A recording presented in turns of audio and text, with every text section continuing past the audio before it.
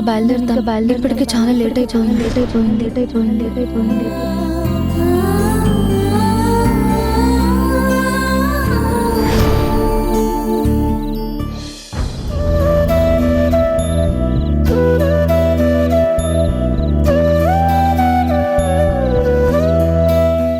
జనని, tablet వేసుకో. జనని, జనని, ఏంటి జనని, నువ్వు మళ్ళీ సాడ్గా ఫీల్ అవుతున్నావా? పిల్లల గురించి ఆలోచిస్తున్నావా? చూడు, నీకు కాస్త హెల్త్ బాగోలేదు అనగానే ఎలా వచ్చేశారో. ఇలాగే ఏదో ఒక రోజు మనకి వాళ్ళు దగ్గరవుతారు జనని. వాళ్ళు మన దగ్గరే ఉండిపోతారు. నువ్వు అస్తమానం వాళ్ళ గురించి ఆలోచిస్తే ఇదిగో ఇప్పుడు అన్కాన్షియస్ స్టేజ్కి వెళ్ళిపోయావే, అలా మళ్ళీ స్పృహ తప్పే అవకాశాలుంటాయి. నీ హెల్త్ నువ్వు కాపాడుకో జనని. నేనేవే వాళ్ళ గురించి దిగులు పడ్డం లేదు కూడా. నా పిల్లలు వచ్చి నాతో టైం స్పెండ్ చేయటం అంతా కలలా అనిపిస్తుంది. వాళ్ళు నా ఎదురుగా ఉంటే ఎంత తృప్తిగా ఉంది, ఎంత సంతోషంగా ఉన్నానో, మనస్సు ఎంత ప్రశాంతంగా ఉంది. అలా ఎప్పటికీ వాళ్ళు నా దగ్గరే ఉంటే ఎంత బాగుండు అని ఆలోచిస్తున్నాను. ఇది దిగులు కాదు, తలుచుకుని సంతోషపడుతున్నాను కూడా. అస్తమానం వాళ్లే నీ కళ్ళలో కదులుతున్నారు అంటే నువ్వు వాళ్ళ ఆలోచనలోనే ఉన్నట్టు జనని.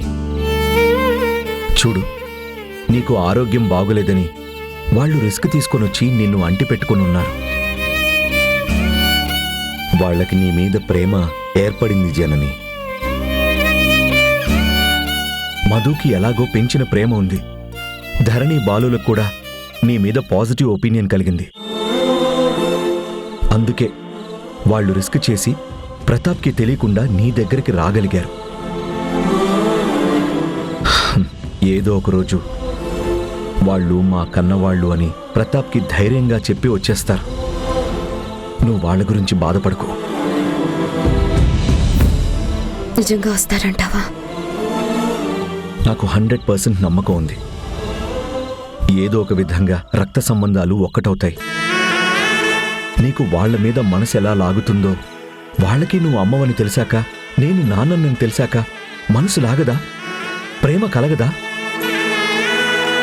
అమ్మా నాన్న అని పిలవాలని, మన ప్రేమ పంచుకోవాలని వాళ్ళకి ఆలోచన రాదా?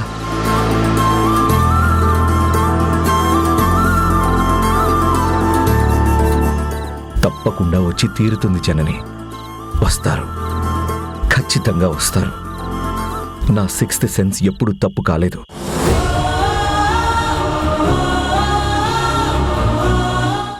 నానా, ఏమైందిరా? ప్రతాప్ గారు హాస్పిటల్కి వచ్చి వెళ్ళారంట నాన్న. అవునా? ఇప్పుడున్నాడెక్కడ? లేరు. ధరణి బాలు మధు మన దగ్గర ఉన్న టైంలోనే అతను వచ్చి చూసి వెళ్ళిపోయాడని తెలిసింది. ఎవరు చెప్పారు? ఒక నర్స్ చెప్పిందమ్మా. వాళ్ళు ప్రతాప్కి తెలియకుండా వచ్చారు. ప్రతాప్ వాళ్ళని ఇక్కడ చూశాడు. ఖచ్చితంగా అతనికి కోపం వచ్చే ఉంటుంది. ఇప్పుడు ఇంటికెళ్ళి ఎంత పెద్ద గొడవ చేస్తాడో ఏంటో. పిల్లల్ని నిర్దాక్షిణ్యంగా అయితే కొట్టాడు కదా. అతనికి అసలు మనం అంటేనే పడదు గుణ. మన మీద కోపం అంతా పిల్లల మీద చూపిస్తాడో ఏంటో. జనని, నువ్వు దాని గురించి ఏం ఆలోచించుకో. నేను చూసుకుంటాను కదా. వాళ్ళ మీద దెబ్బ కాదు కదా, ఈగ కూడా వాళ్ళనివ్వను. నువ్వు ధైర్యంగా ఉండు.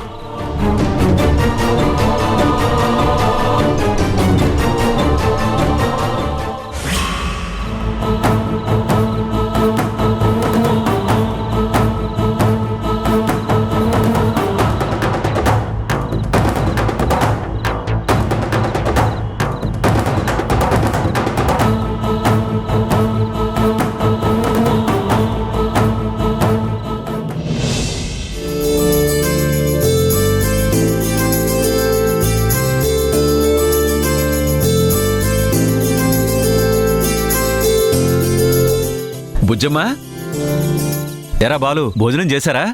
చేయలేదు నాన్న. మీరు వచ్చాక తిందామని అందరం వెయిట్ చేస్తున్నాం. వంట అయ్యి చాలాసేపు అయింది.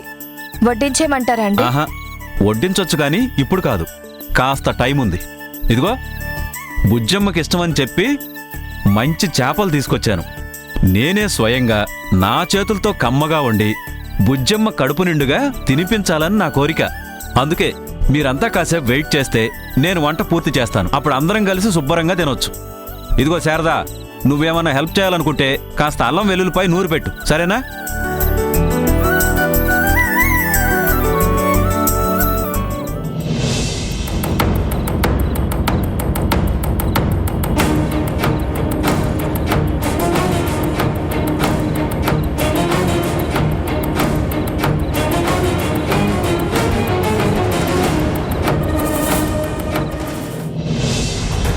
ఇంటికొచ్చి మధుని ఎరగదీస్తాడు.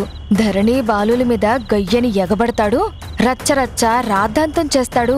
ఎన్ని బెత్తాలు విరుగుతాయో, ఎన్ని పైకప్పుల్లేస్తాయో అనుకున్నాను. ఈయనేంటి చలివిడి ముద్దలా సైలెంట్గా వచ్చాడు. పైగా చేపలిష్టం నేనే నా చేతులతో స్వయంగా చేసి పెడతా అంటున్నాడు. జరిగింది చూసి బొర్రేం భ్రమించలేదు కదా. చూద్దాం, చివరిదాకా చూస్తే కానీ చిత్రమేంటో తెలీదు.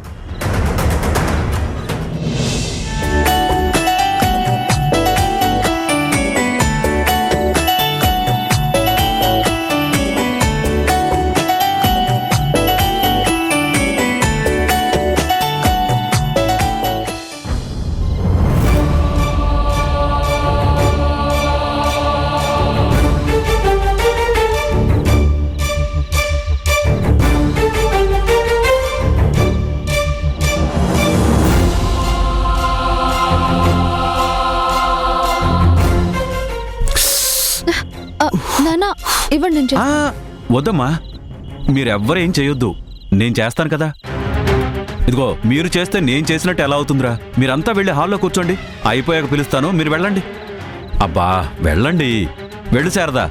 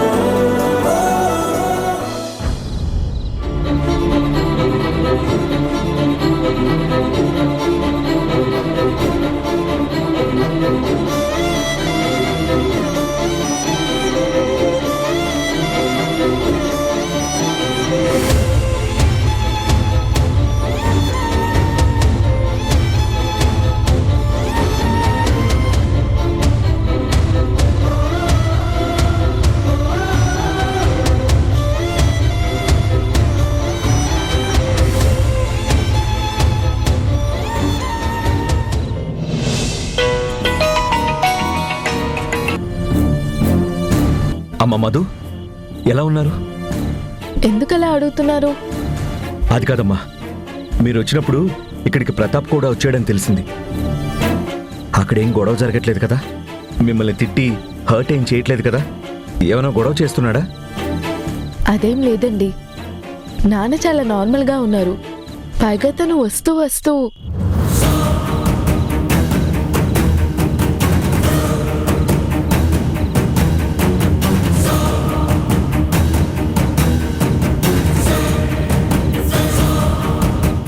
సరే మధు, ఏదైనా ప్రాబ్లం అయితే మాత్రం నాకు ఫోన్ చేయడం మర్చిపోకు.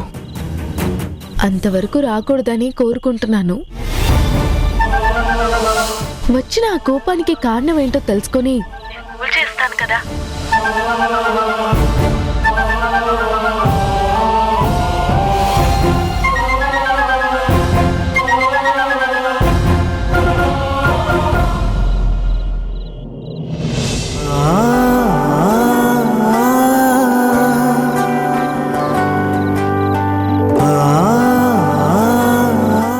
బుజ్జమ్మ, కడుపు నిండా తిను. రే బాలు, ఇదిగో నీకిష్టమైన ముక్క.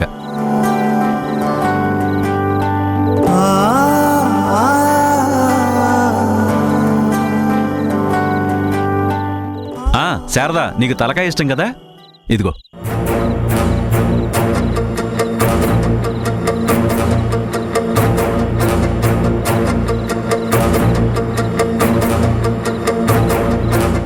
అరే తినండి, తిను బుజ్జమ్మా. తిని ఒక్కసారి టేస్ట్ ఎలా ఉందో చెప్పు. చేపల కూర చేసి చాలా రోజులైంది. కూరలో మార్పు వచ్చినా కూడా నా ప్రేమలో మాత్రం మార్పు రాలేదమ్మా. ఇదిగో, ఏంటి ఇలా ఉందని మాత్రం అడగొద్దు. కష్టపడి చేశానమ్మా. ఆ కష్టాన్ని గుర్తుపెట్టుకో. అలాగని నచ్చకపోతే బలవంతంగా మాత్రం తినొద్దే.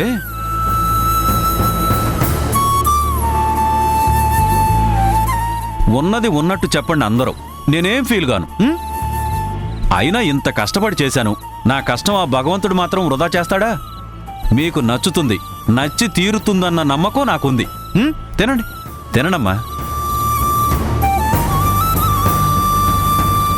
తిను తల్లి.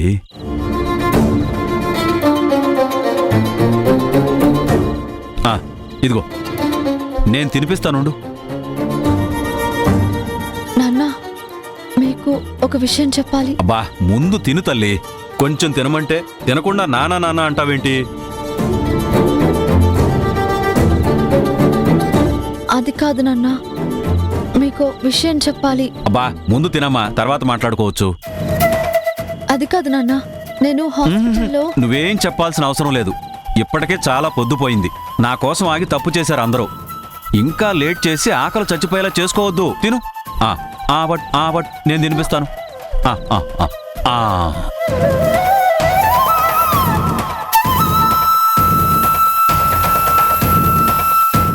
ఇదిగో ముళ్ళు లేని చేప ముద్ద.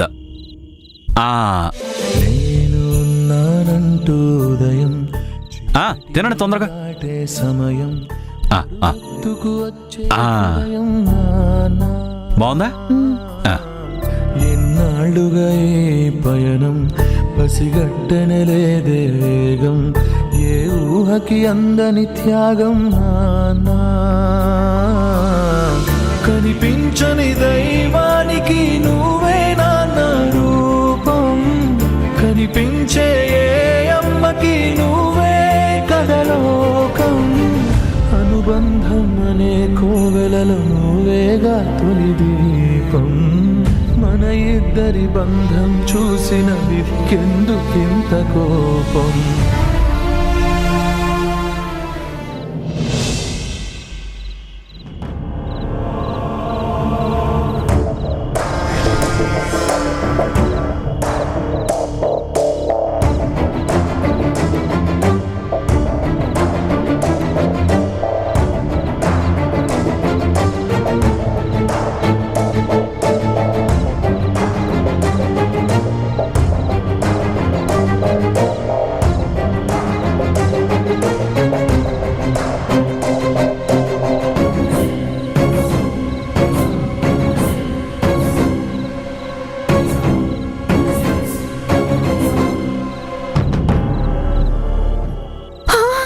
మెల్లగా.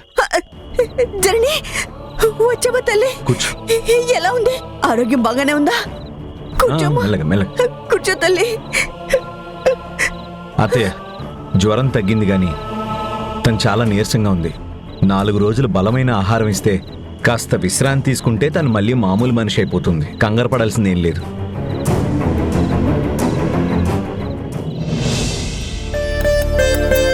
అమ్మ ఇంకా తేరుకుంటుందిలే నాన్న. ధరణి, మధు, బాలు అందరూ తనను చూడడానికి వచ్చారు కదా, తనతో టైం స్పెండ్ చేశారు కదా, అందుకే అంత త్వరగా రికవర్ అయింది.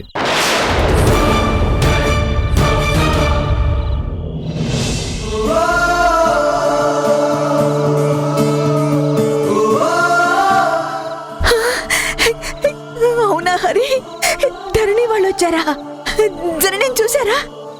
రావడం ఏంటమ్మా, ధరణియ దగ్గరుండి అమ్మకి సేవలు చేసి మరి తనకి జ్వరం తగ్గేలా చేసింది.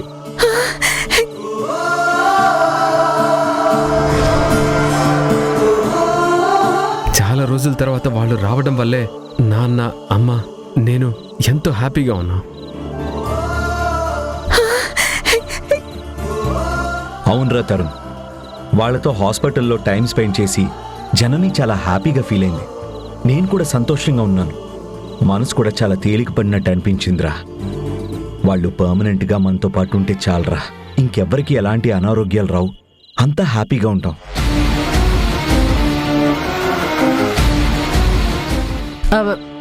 అదెలా కుదురుతుందిరా గుణ?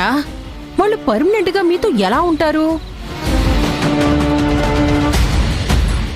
వాళ్ళు వాళ్ళ నాన్నకి తెలియకుండా ఏదో చుట్టపు చూపుగా చూసిపోవడానికి వచ్చుంటారు. ప్రతాప్కి వాళ్ళు భయపడి బతుకుతున్నారా? వాళ్ళు ఇక్కడికి ఎలా వస్తారు చెప్పు? వాళ్ళ నాన్న తెలిస్తే ఊరుకుంటారా? వాళ్ళు హాస్పిటల్కి వచ్చినట్టు ప్రతాప్ గారికి తెలుసు. ఆయన హాస్పిటల్కి వచ్చి చూశారు కూడా.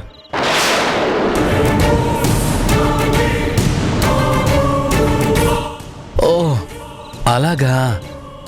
అయితే ఇంకే ఉంది, మొత్తం అందరి మీద ఫైర్ అయ్యి ఉంటాడు. అంతకుముందు జరిగినట్టుగానే పెద్ద గొడవ జరిగి ఉంటుంది. ధరణిని బాలుని హాస్పిటల్ నుంచి ఈడ్చికెళ్ళుంటాడే, ఊరుకుంటాడా? అందరినీ నానా మాట్లాడుంటాడు. వాళ్ళ వీపులు పగిలుంటాయి. ధీరజ్, ఏంటా మాటలు?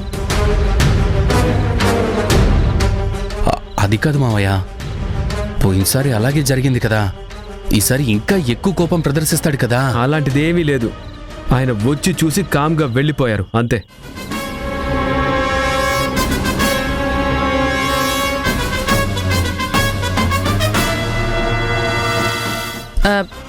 నిజమా?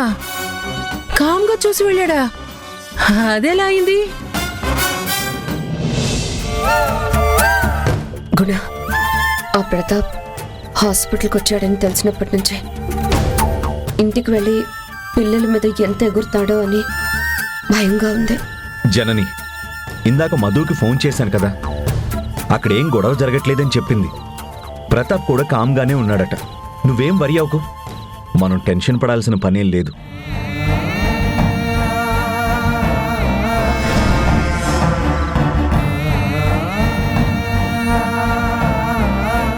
లేదు కూడా, ఈ విషయంలో ప్రతాప్ చాలా సీరియస్గా ఉన్నాడు. ఏం జరుగుతుందో ఏంటోనని నా మనసు ఆందోళన పడుతుంది.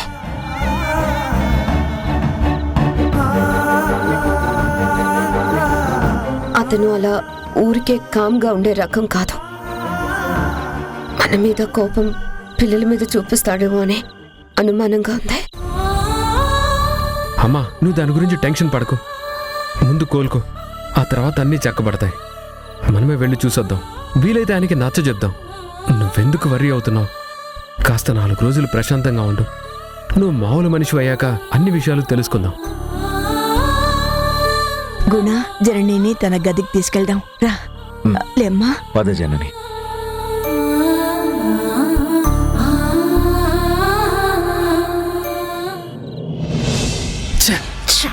ఏంటి మమ్మీ, ఆ ప్రతాపు ధరణి బాలు ఇవిని చూడటానికి వచ్చినా కాముగా ఉన్నాడంటారేంటి? అదెలా జరుగుతుందంటావు? అదేరా నేను ఆలోచిస్తున్నాను.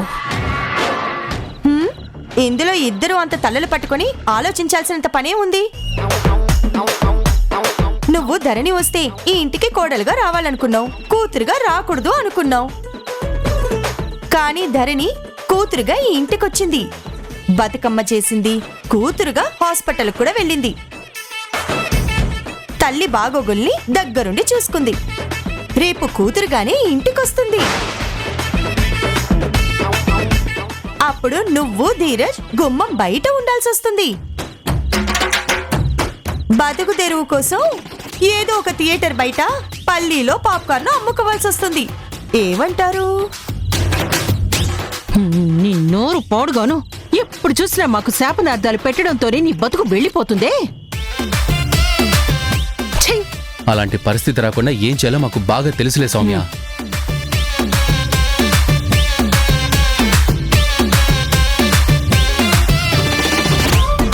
పద.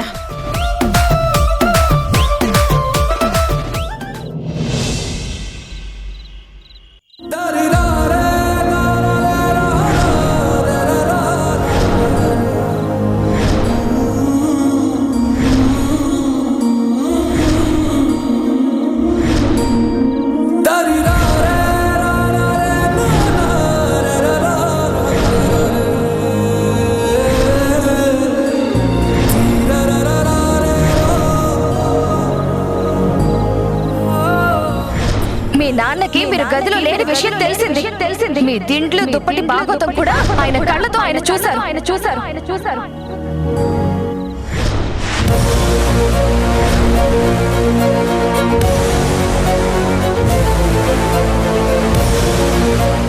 నాన్న హాస్పిటల్కి వచ్చారు. అక్కడ నన్ను చూశారు. అక్కడ జరిగిన విషయాలన్నీ నాన్నకి తెలుసు. అయినా నన్ను ఎందుకు ఏమీ అనలేదు. లోపల బాధపడుతున్నారా? నా మీద ఉన్న ప్రేమ నన్నేమీ అనకుండా అడ్డుపడుతుందా? ఎంతైనా నేనంటే నాన్నకి ప్రాణం కదా. నన్ను ఒక మాట అనలేక తనలో తానే మదన పడుతున్నారు. లీగల్గా వెళ్ళి ధరణి బాలులని మన దగ్గరికి తెచ్చుకుందాం. ఇక్కడ వీళ్ళు ధరణిని బాలుని వాళ్ళ ఇంటికి తెచ్చుకోవడానికి చాలా ప్లాన్లు వేస్తున్నారు. ఇప్పటికైనా నన్ను మీ మనిషిగా నమ్ముతారా? మీకు మీ సొంత జీవితాలు లేవా? ఎప్పుడు చూసినా సరే పక్క వాళ్ళ జీవితాల్లోకి తొంగి చూస్తూ ఉంటారు.